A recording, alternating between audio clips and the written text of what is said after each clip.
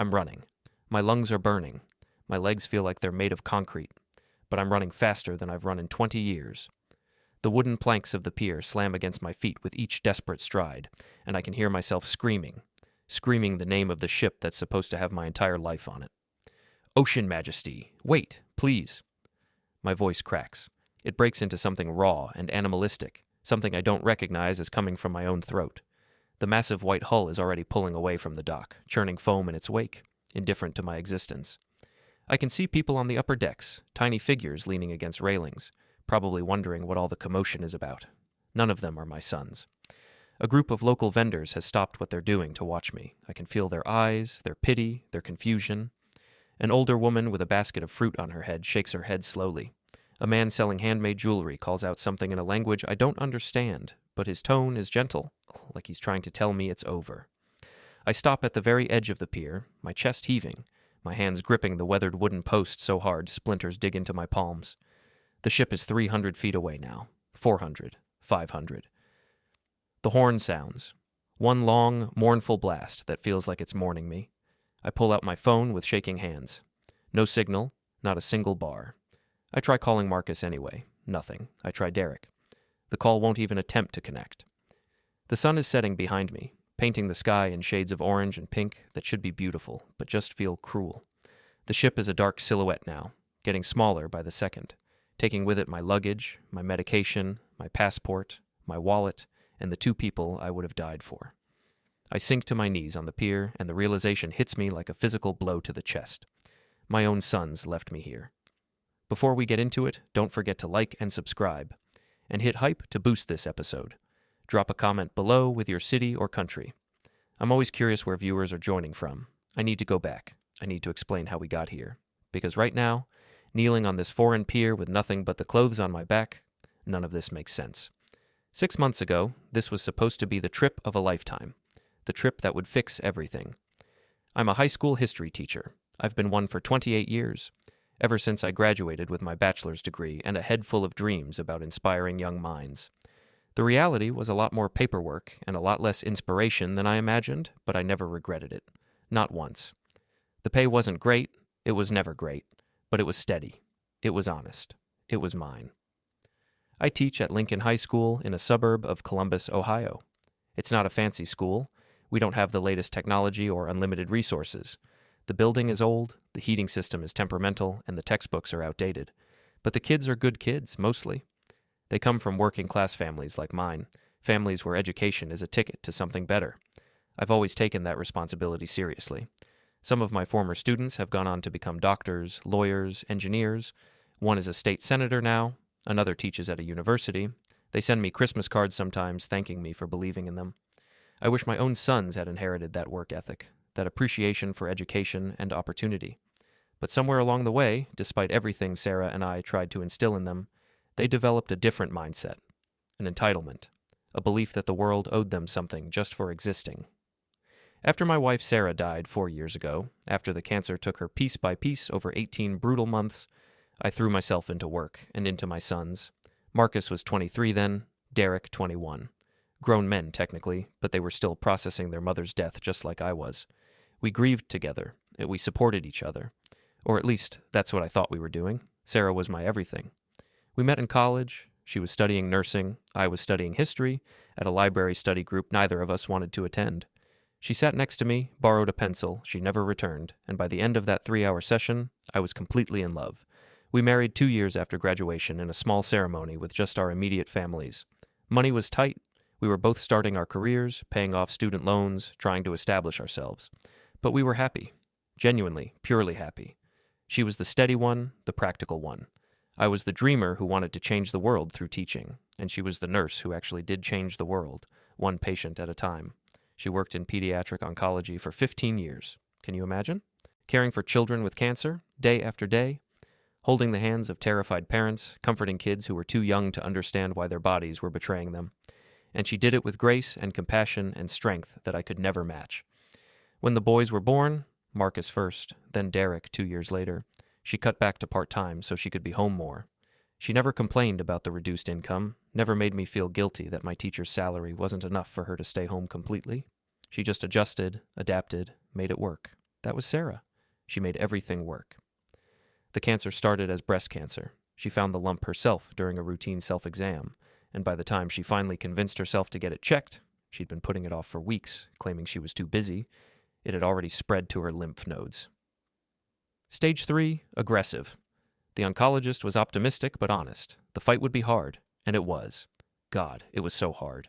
The chemotherapy made her violently ill. Her beautiful dark hair fell out in clumps.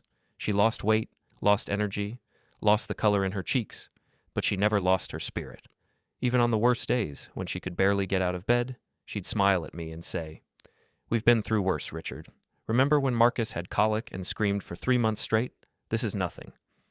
But it wasn't nothing. It was everything. And after 18 months of fighting, surgeries, chemotherapy, radiation, experimental treatments, prayer circles, desperate hopes, and crushing disappointments, she died in our bedroom on a Tuesday morning in April. I was holding her hand. The boys were there too, both of them crying, both of them telling her they loved her. She tried to speak, but the words wouldn't come. She just squeezed my hand, looked at each of us one more time, and then she was gone. The funeral was small. Sarah had been specific about that in her final wishes. No big production, no dramatics, just a simple service with family and close friends. We buried her in Riverside Cemetery under an oak tree she'd always admired. The boys helped me pick out the headstone. Sarah Catherine Patterson, beloved wife and mother. She made everything work. After she died, the house felt empty in a way I couldn't articulate. Her absence was everywhere, in the coffee mug she'd never used again, in the side of the bed that stayed cold, in the sudden silence where her laughter used to be. Marcus and Derrick moved out within 6 months. They said they needed space to grieve, needed to be independent, needed to start their adult lives. I understood.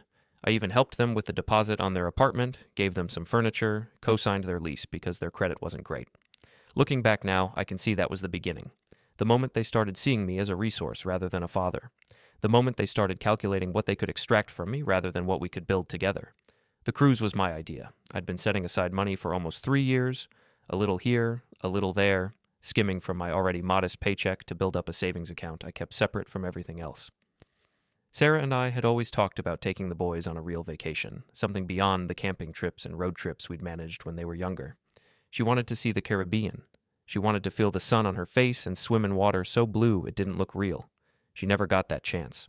So I decided I would take it for her, for us, for the memory of what our family used to be.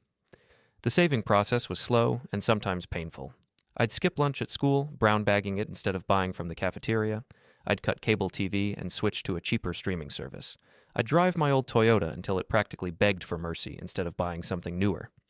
Every month, I'd transfer whatever I could spare, sometimes $200, sometimes $50, once only $20, into that separate account I'd named Family Trip Fund. My colleagues thought I was crazy. "Rick, you're living like a monk," my department head told me once. "Live a little. You're not getting any younger." But I didn't want to live a little. I wanted to take my sons on a trip their mother would have loved. I wanted to honor her memory with something beautiful and meaningful. I wanted to prove to myself that our family could still function, still find joy, still be connected, despite the massive hole Sarah's death had left in all of us. By the time I'd saved $8,000, I started looking at cruise packages. I spent weeks comparing options, reading reviews, checking itineraries. I'd sit at my desk after school, scrolling through cruise line websites, reading forums where people discussed their experiences, watching YouTube videos of ship tours and port excursions. I made spreadsheets comparing costs. I researched each potential destination, learning about the culture, the history, the things we could do and see. I wanted something special but not too extravagant. I was still a teacher after all, and $8,000 was more money than I'd ever had saved in my life.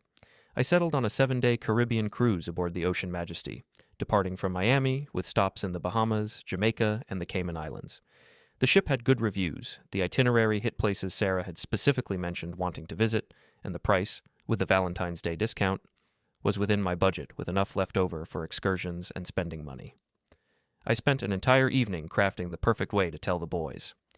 I made their favorite dinner, pot roast with potatoes and carrots, Sarah's recipe, and waited until we'd finished eating before pulling out the printed cruise documents. "I have something to show you," I said, my hands shaking slightly with excitement and nervousness. When I told Marcus and Derrick about it, I expected excitement. I expected gratitude. I got something much more muted. "That's cool, Dad," Marcus had said, not looking up from his phone. He was sprawled across the couch in the small apartment he shared with Derrick, a place I helped them get after they both struggled to keep steady employment. When is it? Next month, February 14th through the 21st. Valentine's Day? Derrick had laughed, but it wasn't a warm laugh. It had an edge to it. Romantic. It's the cheapest week, I explained. The cruise line has a discount for that week because most people want to spend it with their partners, not their families. Makes sense, Marcus said. Then he looked at Derrick, and something passed between them. A look I couldn't quite read. We're in. Thanks, Dad. That should have been my first warning. The lack of enthusiasm, the glance they shared. But I was so focused on making this trip happen, on honoring Sarah's memory and bringing us back together, that I convinced myself I was reading too much into it. They were young men. They were supposed to be cool and detached. That was just how they were now. I should have known better. The cruise started well enough. We boarded in Miami on a bright Tuesday morning, and despite the chaos of embarkation, thousands of passengers shuffling through security, dragging luggage, checking in at various stations, I felt a surge of genuine happiness. This was happening. We were actually doing this. Our cabin was small but functional, one room with a queen bed for me and a pull-out sofa for the boys. Marcus immediately complained about having to share the sofa bed with his brother, but I reminded him this trip was a gift, and gifts don't come with complaints. He went quiet after that. The first day at sea was mostly about orientation, learning where everything was, attending the mandatory safety drill, exploring the ship. The Ocean Majesty was enormous, like a floating city. There were restaurants, pools, a casino, a theater, shops, even a rock climbing wall. I felt overwhelmed by all of it, but also excited. Sarah would have loved this. I tried to get the boys to explore with me, but they kept making excuses. Dad, we're going to check out the gym, Marcus said after lunch. We're meeting some people we met at the pool, Derrick claimed later that evening. Every time I suggested we do something together, watch the sunset, grab dinner, catch the evening show, they had somewhere else to be. And every time I saw them, they were together, whispering, their heads bent close like they were sharing secrets. When I approached, they'd go quiet, plaster on smiles, and ask me how I was enjoying the trip.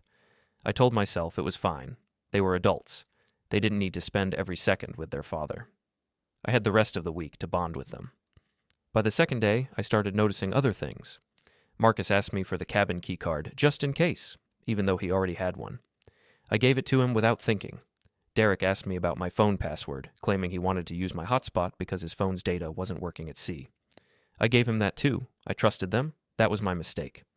On the third day, we docked at Nassau in the Bahamas. I suggested we explore together, but once again, they had other plans.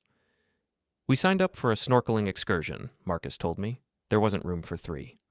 It's okay, I said, trying to hide my disappointment. I'll just explore the port on my own. Maybe I'll find a nice restaurant or do some shopping. You should definitely check out the market, Derrick said, his tone oddly insistent. I heard it's amazing, lots of local crafts and stuff. You love that kind of thing? I did love that kind of thing. So I went to the market, spent a few hours browsing, bought a small wood carving of a sea turtle that reminded me of Sarah, and made it back to the ship with plenty of time before departure. The boys were already in the cabin when I returned, both on their phones, barely acknowledging my entrance.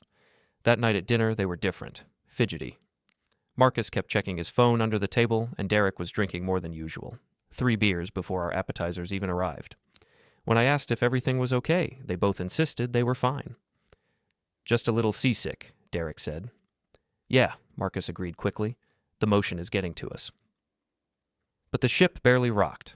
The seas were calm, almost glassy. I let it go. The 4th day was a sea day. No ports, just open ocean and onboard activities. I was hoping this would be the day we finally spent time together, but by breakfast, the boys had disappeared again. I searched the ship for them, checking the pool deck, the casino, the various restaurants. Nothing. They weren't answering their phones. I tried not to panic. They were grown men on a cruise ship. They were fine. I spent the day alone, reading by the pool, attending a trivia contest where I came in 3rd place and won an Ocean Majesty baseball cap. I tried to enjoy myself, but the loneliness was starting to creep in. This wasn't what I'd planned. This wasn't what Sarah would have wanted. That evening, Marcus and Derrick finally appeared at dinner, both dressed up, both acting strangely cheerful. Dad, we've been looking for you everywhere, Marcus said, which was obviously a lie since I'd been looking for them all day. We want to make tomorrow really special, Derrick added, sliding into the booth across from me. When we dock in Jamaica, you should really explore on your own. Get the full experience. You know, immerse yourself in the culture. I frowned. I thought we could explore together. I found this really interesting historical site online, an old plantation that's been turned into a museum. I thought you might... Dad, Marcus interrupted gently. You always do stuff for us. Let us do something for you. Take the day, enjoy yourself, don't worry about us. We'll catch up with you at dinner, Derrick promised. We just have some stuff we need to take care of in the morning. I wanted to ask what kind of stuff, but the way they were looking at me, with something that almost seemed like urgency, made me hesitate. They were trying to do something nice. They were trying to give me space to enjoy the trip on my own terms. I was being paranoid. Okay, I agreed. I'll explore Jamaica tomorrow, but dinner together. Promise? Promise, they said in unison. That night, I lay in bed listening to them whisper on the sofa bed. I couldn't make out the words, just the tone, serious, intense, planning something. I told myself they were planning a surprise for me. Maybe they'd booked a special dinner or a private tour. Maybe they felt guilty about being distant and wanted to make it up to me. I fell asleep with that comforting lie tucked around me like a blanket. We docked in Falmouth, Jamaica at 8 a.m. The boys were already awake when I got up, both dressed, both holding coffee cups and wearing expressions I couldn't quite read. You ready for your day of adventure, Dad? Marcus asked. I guess so. What are you two going to do? We've got some stuff to handle on the ship, Derrick said vaguely. Boring stuff. You don't want to be involved. Go explore, Marcus urged. Check out the market. The shops. Get lunch somewhere local. Just take your time. Really take your time. The ship leaves at 5 p.m., I noted. Right, yeah, so you've got all day. Derrick was nodding too enthusiastically. Don't rush, seriously.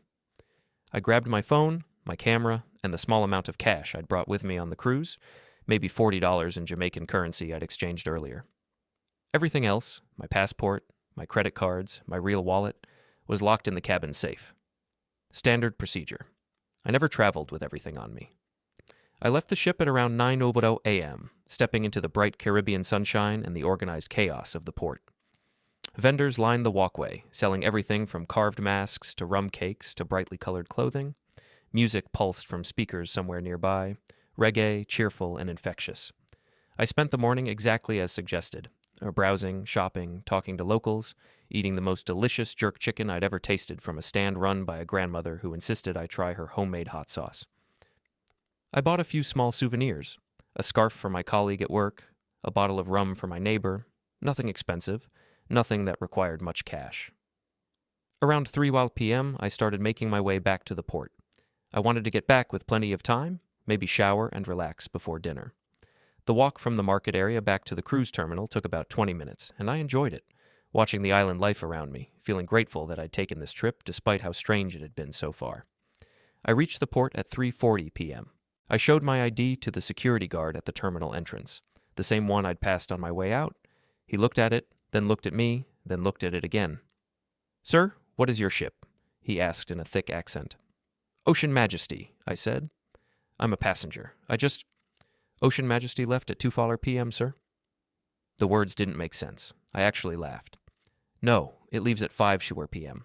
I checked the schedule this morning. The guard was already shaking his head. He gestured to the harbor, and that's when I saw it. Or rather, didn't see it. The massive white ship that had been docked there this morning was gone. The space was empty except for choppy water and some floating debris. There was an issue, the guard explained. The captain moved departure time. Announcement was made several times throughout the day. The ship left 3 hours ago. My brain couldn't process this. But my sons, my luggage, everything I own is on that ship. I am sorry, sir. If you miss departure, you must contact the cruise line. There is an office in town. I ran. That's when the running started. The same running I described at the very beginning, the desperate sprinting to the edge of the pier where the ship should have been, the screaming, the denial, the moment when reality finally crushed me into accepting that I'd been left behind. When I finally stopped running, when I finally accepted that the ship was truly gone, I walked back to the security guard on shaking legs. What do I do? I asked. My voice sounded hollow, far away. He made a phone call, several phone calls. I stood there, numb, while he spoke rapidly in patois to various people. Finally, he hung up and turned to me with an expression that mixed pity and something else. Suspicion, maybe. Sir, The cruise line says there was a notation on the departure manifest. 2 passengers, your cabin, reported that their father would not be returning to the ship. They said you were staying in Jamaica permanently. They signed paperwork. My knees went weak. What? No, that's... My sons did that? Marcus and Derrick? The guard nodded slowly. The ship left early because of some kind of security concern, not related to you. But your sons, they told staff you were staying behind. They had it documented.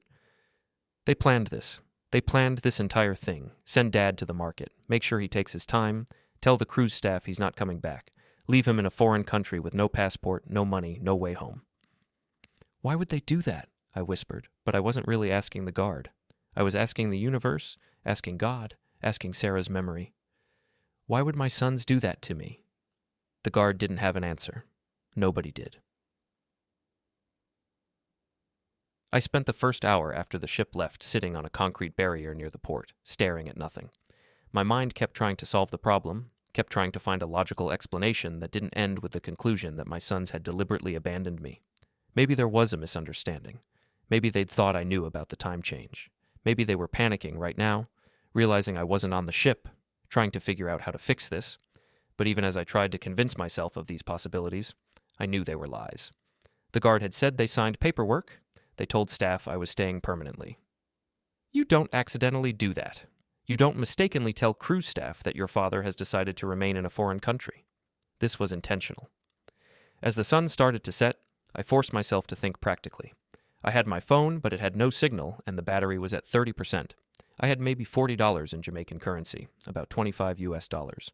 I had the clothes on my back, khaki shorts, a Ocean Majesty t-shirt I'd gotten on the first day of the cruise, sandals, my sunglasses. That was it. Everything else, my passport, my credit cards, my real wallet, my medication for my blood pressure, my clothes, my toiletries, the souvenirs I'd bought for people back home. All of it was on that ship, with my sons, who left me here.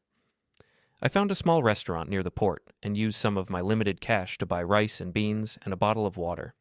The woman who served me could tell something was wrong. You okay, mister? She asked in that melodic Jamaican accent that would have been charming under any other circumstance. My ship left without me, I said. It was easier than explaining the truth. Oh no, that happens sometimes. Tourists miss the time. You call the cruise line, yes? They help you catch up at next port. I nodded, even though I knew it wasn't that simple. Even if the cruise line would help me, which I doubted, given what my sons had told them, I didn't have the money for a plane ticket to the Cayman Islands, the next port. I didn't have my passport to fly anywhere. I was stranded. After I finished eating, I walked around the port area trying to find somewhere to stay. The cheapest hotel I could find wanted $80 US per night, far more than I had. I asked about hostels and was directed to a place a few miles away, but when I tried to check in, they required ID, which was on the ship. Everything required ID. Everything required money I didn't have. Everything required proof of who I was, and all of that proof was sailing away from me at 20 knots. I ended up spending the night on a bench near the port. It wasn't a cold night. Jamaica in February is warm, even after dark, but it was uncomfortable and frightening. I'd never been homeless before, not even for a night. I'd never experienced the vulnerability of having nowhere to go, no door to lock, no walls between me and the world. Every time I started to doze off, something would jerk me awake. Footsteps nearby, voices, the sound of bottles breaking in the distance. By morning, I'd maybe slept 2 hours total, and I felt worse than I'd ever felt in my life, physically exhausted, emotionally destroyed, and completely lost. As the sun came up over the Caribbean, I sat on that bench and tried to make a plan. I needed to contact the U.S. Embassy. I needed to report my passport as being held by someone else, get emergency travel documents, and figure out how to get home. But the embassy was in Kingston, the capital, which was over 50 miles away. I didn't have money for a cab or bus. I could walk, maybe, but that would take days, and I wasn't sure my middle-aged body could handle it. I needed help. I needed someone to believe me, to understand that I wasn't some tourist who'd made a stupid mistake. I was a victim of something I still couldn't fully comprehend. Around 7 a.m., an older man approached me. He was probably in his 60s, weathered skin the color of dark coffee, wearing faded work clothes and carrying a tackle box. He studied me for a long moment, then sat down on the bench next to me without asking permission. "You been here all night?" he said. It wasn't a question. "Yeah." "You the man from the ship, the one that left yesterday?" I looked at him, surprised. How do you know that? Small port. Word travels. People saying some American got left behind. Now here you are, sleeping on a bench like a vagrant. What happened? I could have lied. I could have said I'd lost track of time, that it was my fault. But I was too tired and too broken to maintain any kind of fiction, so I told him the truth. All of it. The cruise, my sons, the market, the discovery that they'd told the cruise line I was staying permanently. He listened without interrupting, his expression unreadable. When I finished, he was quiet for a long time. Your sons did this to you, he finally said. Yes. Your own blood? Yes. He shook his head slowly. That is evil. Pure evil. Why they do this? I don't know. I've been trying to figure it out all night. Money maybe. I have some savings, but not much. I'm a teacher. If they wanted money, they could have just asked. Some people don't ask. They take. He stood up, gestured for me to follow. Come. You need food? You need rest. Then we figure out what to do. I don't have any money left, I admitted. I can't pay you. I don't remember asking for payment. Come. His name was Winston, and he'd been a fisherman in Falmouth for 43 years. He lived in a small house about a mile from the port, and he brought me there without hesitation, like bringing home strays was something he did regularly. His wife, Pearl, took one look at me and immediately started heating up food. Plantains, ackee and saltfish, hard dough bread, coffee. I tried to refuse, tried to explain that I couldn't impose, but Pearl waved away my protests. You sit, you eat, then you tell us how we help. I ate like I hadn't eaten in days, which wasn't true. It had only been since dinner the night before.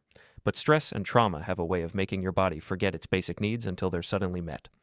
The food was simple and delicious, and exactly what I needed. After breakfast, Winston made some phone calls. He knew people, he explained. Jamaica was a tourist economy, and sometimes tourists got into trouble. There were ways to help, systems in place. While he made his calls, Pearl sat with me and asked gentle questions about my sons, about my wife, about my life back home. You a good man, she said after I'd told her about Sarah, about teaching, about the cruise being a memorial for my wife. Your wife, she rests in peace now. Your boys, she shook her head. What they did, that come back to them. Karma is real, my friend. I wasn't sure I believed in karma anymore, but I appreciated the sentiment. Winston came back from his phone calls looking troubled. The embassy can help, but you need to get to Kingston. I can drive you. My nephew has a car, but there's something else. Something you need to know. What? You're on TV? I stared at him. What do you mean I'm on TV? The news. Come see. He led me to a small television in the living room and turned it on. It took him a minute to find the right channel, but when he did, I saw it. A news broadcast, the chyron at the bottom reading Fraud Alert on Cruise Ship Force's Early Departure. And then I saw their faces, Marcus and Derrick, my sons. Their passenger photos from the cruise check-in displayed on national television. The news anchor was speaking. Jamaican authorities and U.S. federal agencies are investigating suspicious activity aboard the cruise ship Ocean Majesty, which departed Falmouth 3 hours ahead of schedule yesterday. 2 American passengers are being questioned regarding alleged attempts to access bank accounts belonging to a third passenger. The ship is currently en route to Grand Cayman, where additional authorities will board. I couldn't breathe. The room was spinning. Winston and Pearl were talking to me, but I couldn't hear them over the roaring in my ears. Bank accounts. My bank accounts. That's what this was about. While I was on the ship, while I was sleeping, while I was exploring ports, they were trying to steal from me. And when I asked for my phone password, when they asked for the cabin key, when they insisted I use my own phone for their hotspot, they were gathering information, access points. They were planning to rob me, and when it went wrong, when they got caught, they threw me overboard. Figuratively at first, by telling the cruise line I was staying behind, maybe literally later, if they'd thought they could get away with it. I need to call the police, I said, my voice shaking. I need to report this. They're my sons, but they did this. They tried to... We already called, Winston said gently. While I was making the other calls, the police want to talk to you. They're sending someone here. 2 officers arrived at Winston's house within an hour, a detective from the Jamaican Constabulary Force, and a liaison from the U.S. Embassy who'd been dispatched specifically for this case. They were professional, thorough, and surprisingly sympathetic. The detective, a woman named Inspector Morgan, explained what they knew so far. The Ocean Majesty's security team had noticed unusual internet activity on the ship's Wi-Fi network, multiple attempts to access banking websites from the same cabin using the same IP address. The attempts had triggered fraud alerts with my bank back in the States, which had contacted federal authorities. When investigators cross-referenced the cabin number with passenger information, they'd found my name as the primary account holder and my son's as the other two occupants. Your sons were using ship's Wi-Fi to try to access your online banking? I asked, still trying to process this. That's what we believe. They attempted to transfer funds out of your savings account, multiple transfers totaling approximately $8,000, but the bank's security systems flagged the activity as suspicious and froze the accounts. By the time we were alerted, the ship had already left port. We contacted the captain, explained the situation, and he made the decision to leave early to prevent any potential flight risk. Flight risk, I repeated numbly. My sons. Mr. Patterson, I need to ask you some difficult questions. Inspector Morgan pulled out a notebook. Were you aware of your sons attempting to access your financial accounts? No. God, no. I gave them my phone password because Derrick said he needed my hotspot. I gave Marcus my cabin key card because he asked for it. I thought they were just... I don't know. I thought they were being normal. I'm their father. I trusted them. Did they have reason to believe they had permission to access your accounts? No. I never said anything like that. I never even discussed my finances with them. They knew I'd saved for this trip, but that's it. The embassy liaison, a young man named David Chen, leaned forward. Mr. Patterson, I've been in contact with your bank. The fraud prevention team wants to speak with you directly, but I can tell you that they've secured your accounts. No money was successfully transferred. However, we've discovered something else. My stomach dropped. What? 2 weeks before the cruise, there were several smaller transfers made from your savings account to an external account. Transfers that did go through, totaling about $1,500. Were you aware of these? I wasn't. I hadn't been checking my account daily, hadn't noticed the missing money because I'd been so focused on the trip preparation. $1,500 wasn't enough to completely drain the account, wasn't enough to notice immediately, but it was clearly a test run. They'd been stealing from me for weeks, building up to the big score they'd planned to pull off during the cruise. No, I whispered. I didn't know. Inspector Morgan wrote something in her notebook. Mr. Patterson, I need to be clear with you about what's happening. Your sons are currently being detained aboard the Ocean Majesty. When the ship docks in Grand Cayman later today, they will be transferred to local authorities and then extradited back to the United States to face charges. The U.S. Attorney's Office has already been notified. This is now a federal case involving wire fraud, identity theft, and potentially other charges. But they're my sons, I said, knowing how stupid it sounded even as I said it. Yes, sir, and you're the victim. You have rights here. You have choices. What kind of choices? David Chen handed me a business card. First, we need to get you to Kingston to process your emergency travel documents. That's non-negotiable. You need a passport to get home. Second, you'll need to give a formal statement to federal investigators. Third, he paused, choosing his words carefully. You'll need to decide whether you want to press charges. They're already being charged, I pointed out. They're being charged for the fraud, yes, but you can also pursue civil claims. And more importantly, your testimony will determine how the prosecutor proceeds. If you refuse to cooperate, if you protect them, the case becomes much harder to prove. If you cooperate fully, provide evidence, testify if necessary, the case becomes airtight. They wanted me to help send my sons to prison.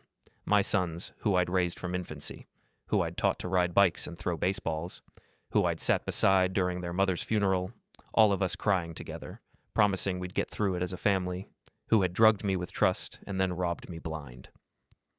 I need time, I said. I need to think. Of course, Inspector Morgan said. But Mr. Patterson, I want you to understand something. Your sons left you in a foreign country with no identification, no money, and no way home. They told cruise staff you were staying permanently. If the fraud hadn't been discovered, if we hadn't been investigating, you could have been stranded here for weeks, months even. Do you understand what that means? They were willing to leave you destitute and abandoned to cover their tracks. I understood. God help me, I understood perfectly. Winston drove me to Kingston that afternoon. Inspector Morgan and David Chen followed in a separate car.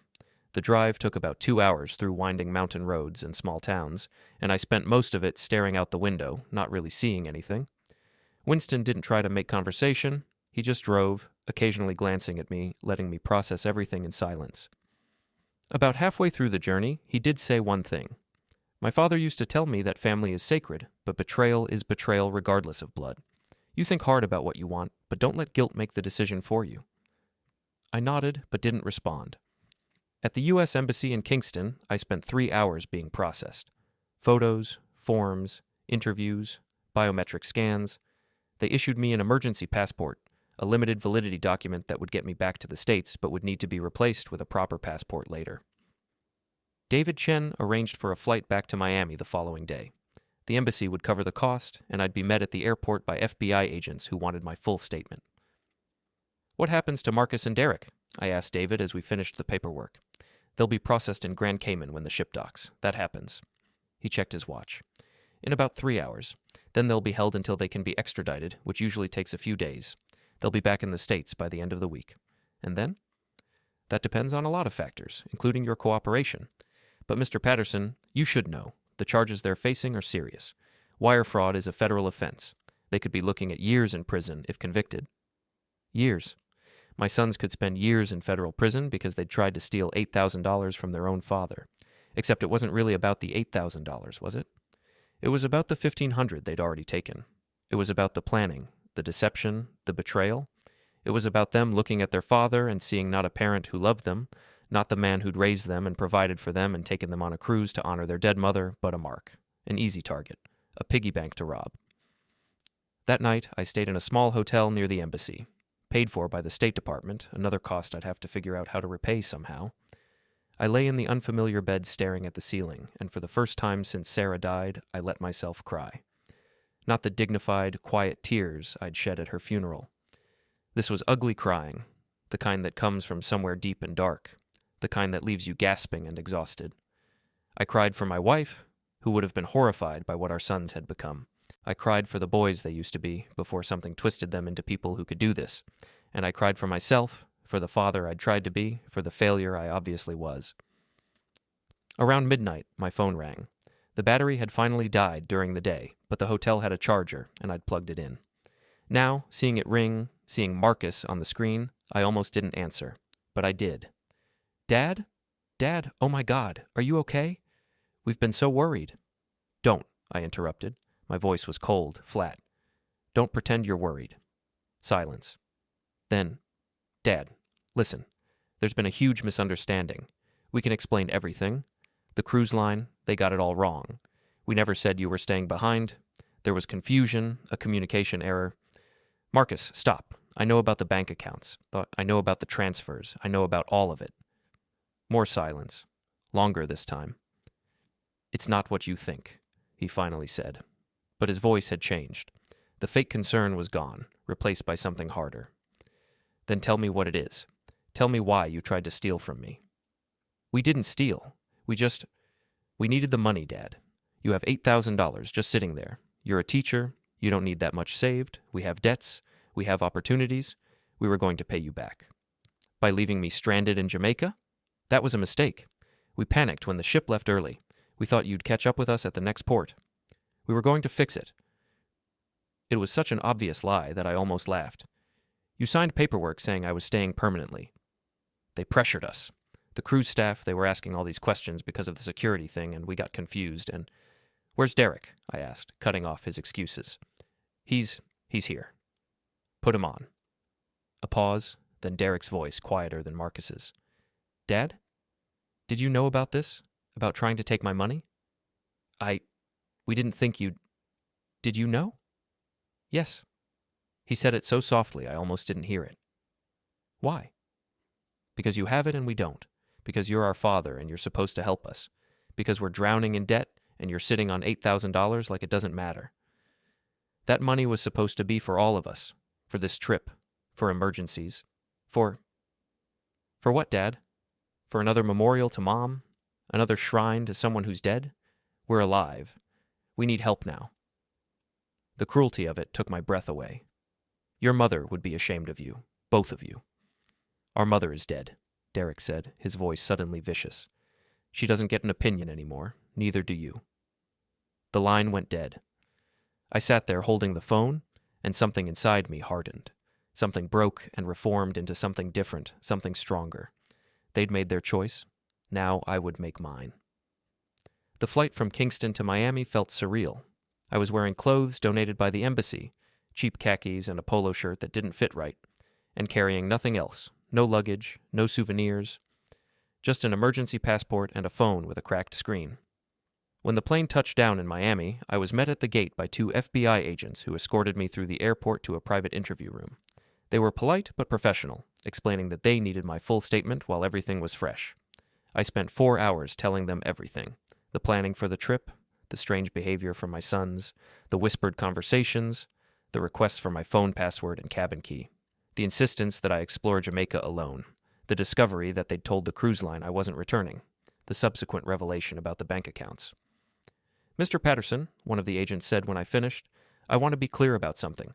Your sons are being charged with wire fraud, identity theft, and conspiracy to commit fraud. These are federal crimes with serious penalties. But the strength of the case depends largely on your testimony. Are you willing to testify?" I thought about Marcus's fake concern on the phone.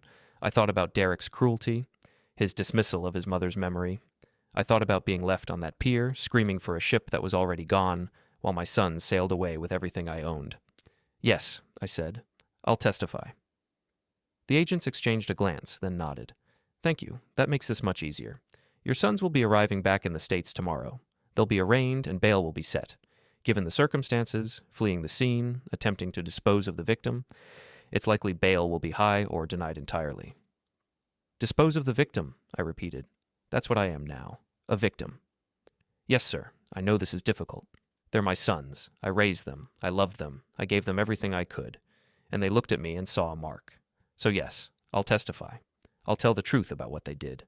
Because that's what Sarah would have wanted. The truth." Over the next 2 weeks, I learned more about my son's activities than I'd ever wanted to know.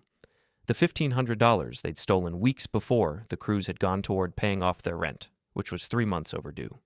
They'd been facing eviction. They'd also accumulated credit card debt, gambling debts, and had both been fired from their jobs. Marcus 2 months before the cruise, Derrick 4 months before. They'd been lying to me for months, pretending to go to work, pretending everything was fine, while secretly plotting to rob me. The cruise had been the perfect opportunity. Get me away from home, isolated on a ship, distracted and happy, then hit my accounts when I was least expecting it. The plan had almost worked. If not for the bank's fraud detection, if not for the timing of the cruise's early departure, they might have gotten away with it. And I'd have returned home to find my savings account empty and my sons vanished. Instead, they were arrested.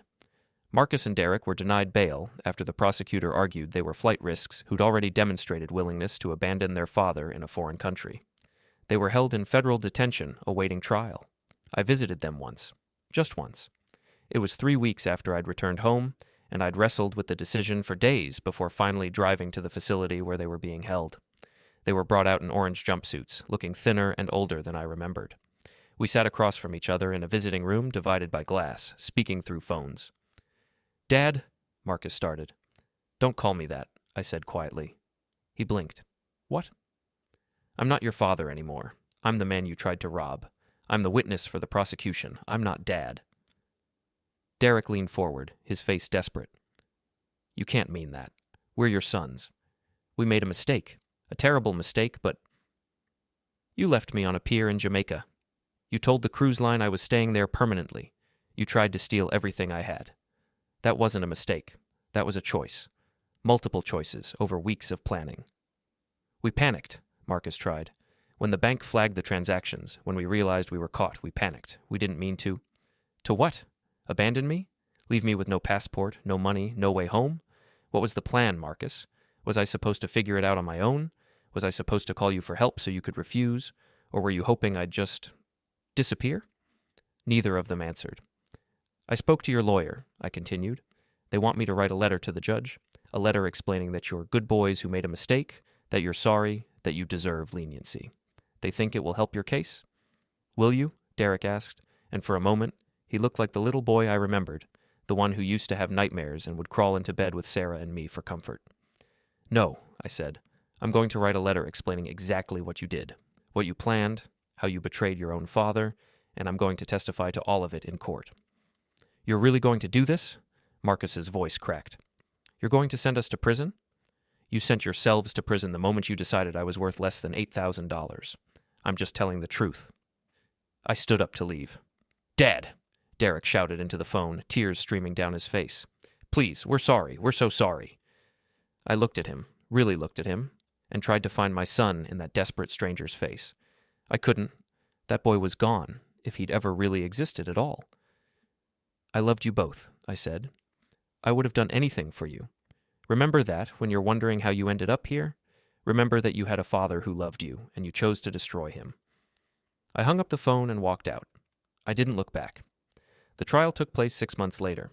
Marcus and Derrick's public defender had tried every legal maneuver to get the charges reduced or dismissed, but with my testimony, the bank records, the cruise line's documentation, and the recorded phone call from that night in Kingston, which I'd recorded on my phone, a fact I hadn't told them, the case was airtight. I took the stand on the third day of the trial. The prosecutor walked me through everything, the cruise, my relationship with my sons, the planning they'd done, the moment I realized I'd been abandoned, the discovery of the fraud. I spoke clearly, factually, without emotion. I presented the evidence. I told the truth. Their defense attorney tried to paint me as a vindictive father, suggested that maybe I'd given them permission to access the accounts and then changed my mind out of spite. But the evidence didn't support that narrative, and the jury saw through it. When it came time for Marcus and Derrick to testify, they both claimed it had all been a misunderstanding, a miscommunication, a series of innocent mistakes that looked bad in hindsight. But when the prosecutor played the recording of that phone call, Derrick saying, "Our mother is dead, she doesn't get an opinion anymore, neither do you," the jury's expressions changed. You could see it happen in real time, the shift from maybe considering their story to complete rejection. The verdict came back after 3 hours of deliberation. Guilty on all counts. Sentencing was set for 2 months later. Marcus received 5 years in federal prison. Derrick received 4.5, slightly less because the judge determined Marcus had been the primary planner. Both would also have to pay restitution, the $1,500 they'd already stolen, plus court costs, plus damages. I attended the sentencing but didn't speak. I'd said everything I needed to say. As they were led away in shackles, Marcus turned to look at me one last time. I met his eyes. I didn't look away, but I didn't acknowledge him either. He was a stranger who'd worn my son's face. Nothing more. The year after the trial was the hardest of my life, even harder than the year after Sarah died. At least when Sarah died, I'd had my sons, or who I thought were my sons, to lean on. Now I had nobody. I threw myself into work, into teaching, into the routines that had sustained me for decades. My colleagues knew something had happened. It had been in the news, after all, but they had the grace not to ask too many questions. I kept my head down, did my job, and tried to figure out who I was now that I was no longer a father. I went to therapy. Court-ordered victim services connected me with a counselor who specialized in family trauma. Her name was Dr. Rashida Williams, and she was patient and kind and refused to let me pretend I was fine. "You experienced profound betrayal," she told me during one session. "Not just theft, not just abandonment. Betrayal by the people you were supposed to trust most in the world. That creates a wound that doesn't heal quickly." "Will it ever heal?" I asked. "It will change," she said. "The wound will become a scar, and scars are just proof that you survived something that tried to destroy you." I tried to believe her. Winston called me occasionally from Jamaica. He'd kept in touch, checking on me, making sure I was okay. "You're stronger than you think," he told me during one call. "Most men would have broken. You're still standing." "I don't feel strong," I admitted. "Strength isn't about feeling strong. It's about doing what needs to be done even when you feel weak. You did that. You told the truth. You stood up. That's strength." Maybe it was. 18 months after the trial, I received a letter. It was from Derrick, postmarked from the federal prison where he was serving his sentence. I almost threw it away without reading it, but curiosity got the better of me. The letter was long, handwritten on lined prison paper, and it was different from anything he'd said before. "Dad, I know I don't have the right to call you that anymore. I know what Marcus and I did was unforgivable. I'm not writing this to ask for forgiveness. I'm writing because I need you to know something, even if it doesn't matter. I was wrong. Not just about stealing from you. I was wrong about everything. About who you were. About what you meant. About what family is supposed to be. Marcus and I convinced ourselves that we deserved your money more than you did. We told ourselves you were old-fashioned, that you were holding us back, that you didn't understand the modern world and the struggles we were facing. We made you into a villain in our heads so that robbing you would feel justified. But you weren't a villain. You were a father who loved us. You worked your whole life, saved every penny you could, and used it to give us a trip in Mom's memory. And we repaid that by trying to destroy you. I've had a lot of time to think in here. A lot of time to understand what we did. And the thing that haunts me most isn't the prison sentence. It's that moment on the pier. I imagine you standing there watching the ship sail away, realizing your own sons abandoned you. I imagine what that must have felt like, and it makes me sick. Mom would be ashamed of us. You were right about that. She raised us better. She taught us about integrity and family and love, and we threw all of that away for money we didn't even succeed in stealing. I'm not asking you to respond to this letter. I'm not asking you to visit or write back or forgive me. I'm just telling you that I'm sorry. Genuinely, deeply, completely sorry. For all of it. Marcus isn't there yet. He's still angry. He still thinks you betrayed us by testifying, but I get it now. You were the victim. We were the criminals. You told the truth. That's all you did. I hope you're doing okay, Dad. I hope you found peace. I hope you found happiness. You deserve it more than anyone I know. With regret and love, Derrick. I read the letter 3 times, then I put it in a drawer and didn't look at it again for a month. When I finally showed it to Dr. Williams, she asked me how I felt about it. I don't know, I admitted. Part of me wants to believe it's genuine. Part of me thinks it's just manipulation, another attempt to get me to help him somehow. What does your gut tell you? I thought about it. That it's probably genuine, but that it doesn't change anything. Does it need to change anything? No, I guess not. He made his choices. He's living with the consequences. An apology doesn't erase what he did. No, Dr. Williams agreed. But it might help you understand why it happened, not excuse it. Just understand it. Maybe she was right. Maybe understanding was enough. 2 years after the trial, I did something I never thought I'd do. I booked another cruise. This time it was different. This time I went alone. Just me, a small cabin, and 7 days in the Mediterranean instead of the Caribbean, Greece, Italy, Croatia, places Sarah had always wanted to see. My colleagues thought I was crazy. After what happened last time, one of them asked, why would you ever set foot on a cruise ship again? Because they don't get to take that from me, I said. Marcus and Derrick don't get to ruin cruising for me. They don't get to ruin travel or adventure or the memory of Sarah. They've taken enough. So I went. And it was terrifying at first. The embarkation process brought back memories. Being in a cabin alone made me think about the cabin I'd shared with them. Every port stop, I had a moment of anxiety. What if something goes wrong? What if I get left behind again? But nothing went wrong. I explored ancient ruins in Athens. I ate pasta in a small restaurant in Rome. I swam in the crystal-clear waters of the Croatian coast. I watched sunsets from the ship's deck. I read books. I talked to other passengers. I remembered how to be alone without being lonely. On the last night of the cruise, I stood on the deck looking out at the dark ocean, and I thought about Sarah, about what she would think of all of this. The betrayal, the trial, the rebuilding. I thought she'd be sad about Marcus and Derrick, but I also thought she'd be proud of me for telling the truth, for standing up for myself, for not letting them destroy me completely. I miss you, I whispered to the wind. But I'm okay. I'm going to be okay. For the first time since that pier in Jamaica, I believed it. 3 years after the trial, I received another letter. This one was from Marcus, and it was much shorter than Derrick's. I was wrong. You were right. I'm sorry for everything. I don't expect forgiveness.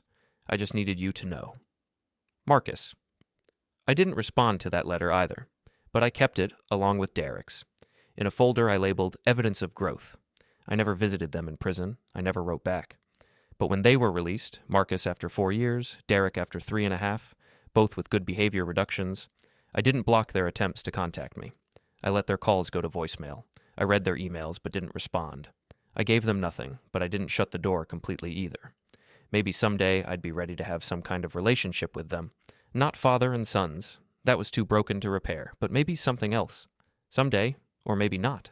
Maybe the best thing for all of us was to remain separate, to let the past stay in the past and build new futures without each other. Time would tell. I'm 62 now, 5 years removed from that pier in Jamaica. I'm still teaching. I'll probably teach until they force me to retire. I've taken 2 more cruises since that Mediterranean trip, both alone, both wonderful in their own ways. I've made peace with solitude. I've learned that being alone isn't the same as being abandoned. Sometimes I think about what Winston told me that first night in his home. Some people don't ask. They take. He was right. Marcus and Derrick took from me money, trust, years of my life, the simple belief that family meant something sacred. But they didn't take everything. They didn't take my integrity. They didn't take my ability to tell the truth. They didn't take my capacity to rebuild myself, piece by piece, into someone stronger than I was before. I have friends now. Real friends, not just colleagues. I have hobbies. I have plans. I have a life that doesn't revolve around being someone's father or someone's husband. I'm just Richard Patterson, history teacher, decent man, survivor. And you know what? That's enough. More than enough. When people ask me about my sons, and some people still do, the ones who remember the news stories, I tell them a simplified version. We're not in contact. It's complicated. I don't owe anyone the full story. I don't owe anyone my pain. But sometimes, late at night, when I'm alone with my thoughts, I let myself remember it all. The good and the bad. The family we were before Sarah died, and the family we became after. The cruise that was supposed to heal us, and the betrayal that destroyed us. The moment on the pier when I screamed for a ship that was already gone. And then I remember what came next.